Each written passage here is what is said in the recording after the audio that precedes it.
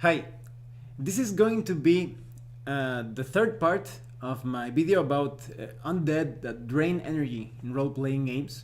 If you haven't seen the other parts of this trilogy, I'm going to put a link in the links in the description below so you can check them out. This time I'm going to talk about a fairly obvious subject, which is vampires. Vampires in role-playing games at times are a bit quirky, especially for example in any D20 based system on the old school side of things.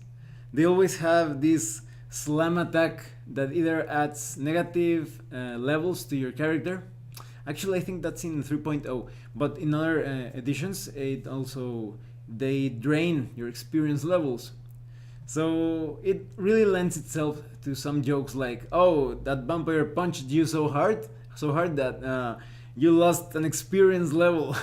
So vampires are sometimes handled clumsy if you do not give a good description and use their different special attacks adequately.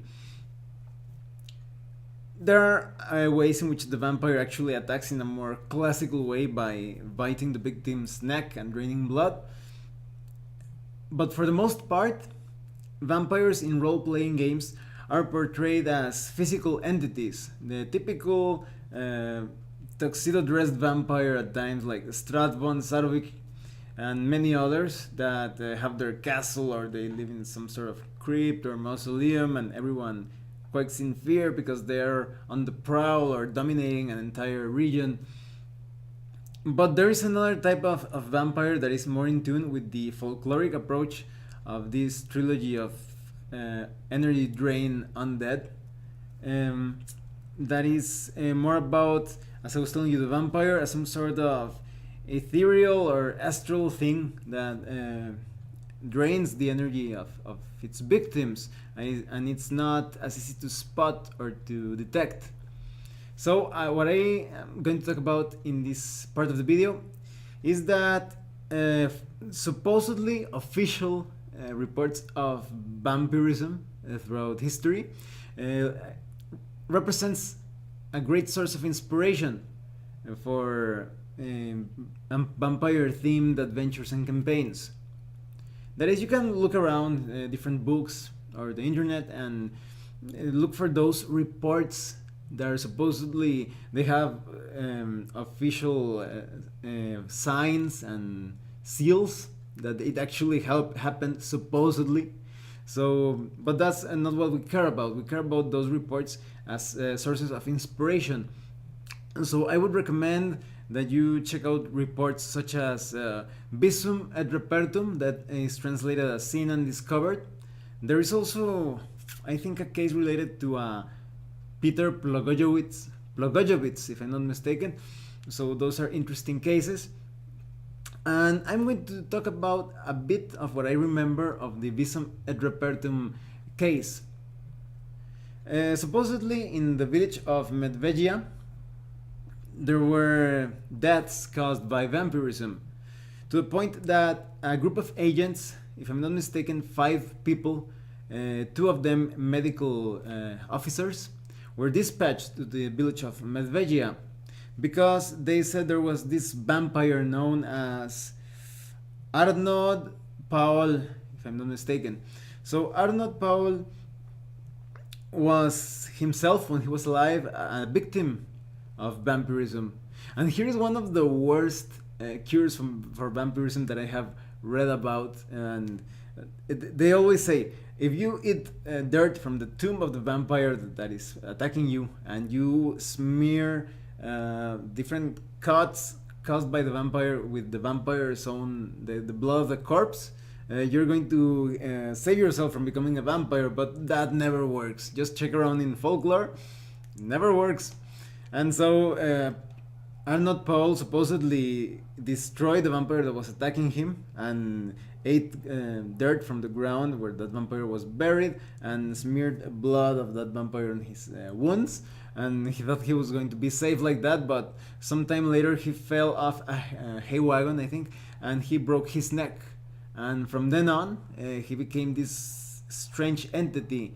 That is, his corpse didn't like rise and start attacking people. It was more like people were experiencing some sort of projection attack during the night. They described a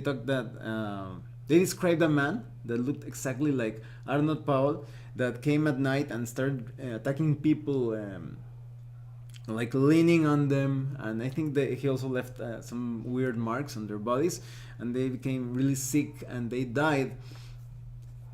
So these five agents were sent to investigate this case because all of the four deaths that had happened had described Arnold Paul as the attacker. So the officers opened the tomb of Arnold Paul and the coffin, and they saw that the corpse was almost perfectly preserved, with a skin that looked really healthy, as if it shed its old skin and a new, more healthy looking skin was displayed.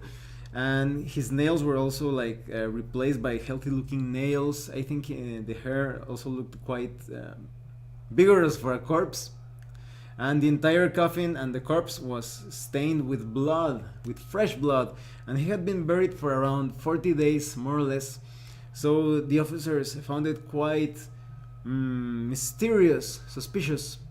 So what they did is that they staked the corpse, and when they staked the corpse of Arnold Paul, he let out this terrifying groan and this unearthly sound, and they burned the corpse, and the entire case basically turned into a vampire hunt, where they started digging out the corpses of all of those that supposedly died of Arnold's attacks, and other people died because of different sickness as well, and they all reported that they saw these victims of vampirism attacking them as if they were newly created vampires. I don't know if I'm mixing a bit of the Visum et Repertum with the case of Peter Blagojevich, but the main point is that they started digging out all of the victims of the vampire attacks, and many of them presented those circumstances that some of them looked really healthy, with healthy looking skin and nails, almost perfectly preserved corpse, and with blood inside the coffin. There are some really gruesome descriptions of the type of how they looked, how they were the perfect candidates of being suspected of vampirism. They even said that some of the cattle was attacked by vampires, and that if you ate the meat of that cattle, you were in risk of becoming a vampire yourself. So it was quite it was madness. They started digging out all of those corpses and staking them and burning them, and they all let out that horrifying groan when they staked them. So I think this is a great excuse for an adventure. But before that, let's take a look at some of the what we consider some things that some skeptics have said about these supposedly official reports.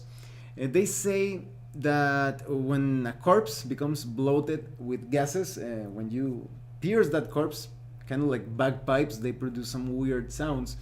And they also said that no, that the nails and the skin was actually a natural process that the body went through when it died. But you could also argue, because for example, maybe you are building an adventure around that those official reports. You could say, well, the people in that village are pretty accustomed to death, and they would recognize when a corpse was actually letting out a gas and letting out like a groan. And you could also say that if that was the case, why did it only happen to some of the corpses and not all of the corpses buried in the same graveyard? So you can use those things in case, for example, there is a character that is still quite skeptic about these vampire attacks. But nonetheless, I think this is a really good concept to create an adventure, perhaps combine it with the other stories that I mentioned in my other parts of this trilogy of Undead that Drain Energy. Because you could have an adventure where there are people dying and they cannot identify the cause, and they start moving around and trying to identify the cause. But because this is not your typical vampire that dressed in a tuxedo living in a castle, it could be an exciting investigation, talking around with people, trying to see if somebody died in an unusual way, trying to dig out the corpse. But to make things a bit more exciting, you could say that perhaps when they actually bring out the corpse, they are attacked by this ethereal entity, rather than just having the vampire like lifting himself up from the grave and attacking them physically. It could be something handled a bit more in a ghostly type of way. But either way, I highly recommend that you check out those reports, regardless whether they are true or false. One is Visum et Repertum. I don't remember the name of another one that is, but the character of that one was Peter Blagojevich.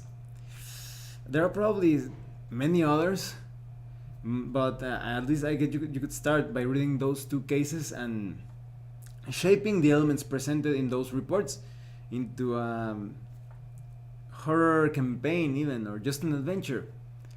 So I hope you will find this information useful, or at least entertaining, and that you will create some interesting adventures and campaigns based around those concepts. Well, thanks for watching this video. If you have any comments or questions, please let me know. See you later.